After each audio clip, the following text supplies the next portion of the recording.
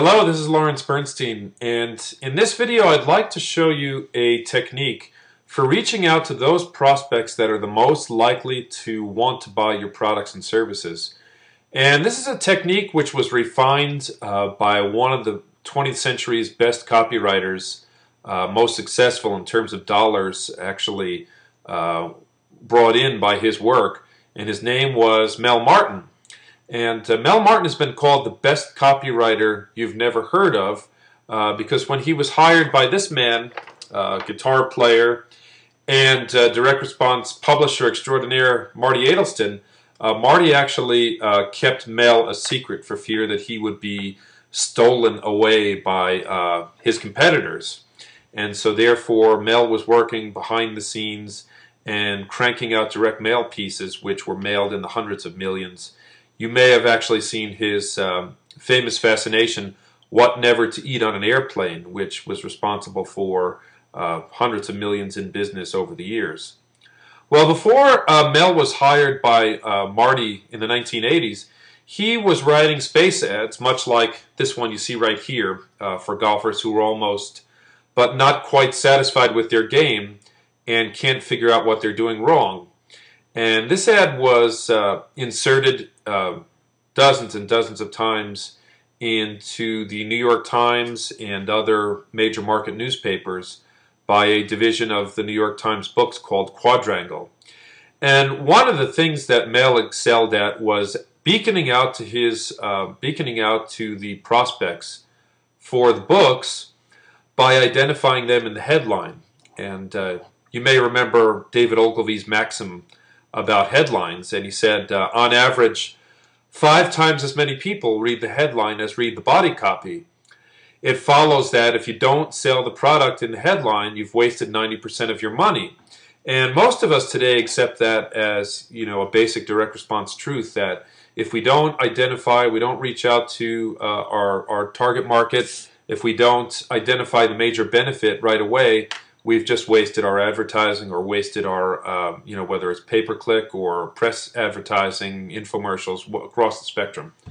So what Mel does so wonderfully in this particular ad for golfing is that he identifies, first of all, he identifies golfers, and next he agitates a problem. So golfers, of course, are people who are pretty affluent. They're pursuing a hobby of hitting a little ball around a golf course. And of course, they're generally most golfers are bad golfers. They can't hit par, so they are interested in improving their games. And Mel's very subtle, but not quite satisfied, and he puts "but not quite" in parentheses, is really a brilliant way of agitating that problem that golfers are having. Here's another one of Mel's ads for adults who would love to pick up their education where they left off or start again in the right direction. And once again, he's identifying a very specific target market, in this case adults who've never finished college and sort of have this nagging need or feeling that they want to go back and get their degree. And so that does a beautiful job in the headline of identifying this group. Here's another one. This one is for a cookbook which sold for $12 in 1973. In 2009 dollars, it'd be about $40. So, you know, selling off the page for a $40 book today is quite an achievement, and this particular ad was very successful. For people who are almost, once again, but not quite satisfied with their cooking and can't figure out what's missing. So he's identified that market of people who are interested in cooking and would like to improve their skills. And another one, for everyone who's ever felt mad enough to write a letter to the New York Times. Once again, a very specific, defined market, you know, of people who are willing to take the time and have the interest of writing a letter to the editor.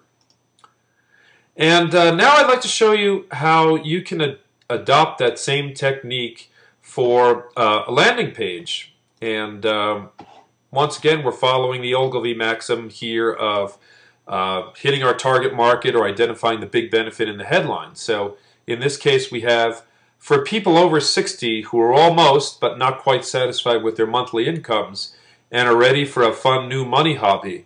And in this case, we're not asking for any money with the order. We're asking for an opt-in.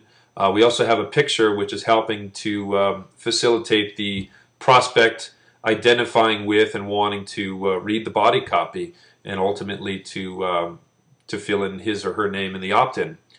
Anyway, this is a technique which is not pursued nearly as successfully as it could be, because too often the big promise or the big benefit is getting all of the attention, and not often enough is the ideal target market identified in the headline.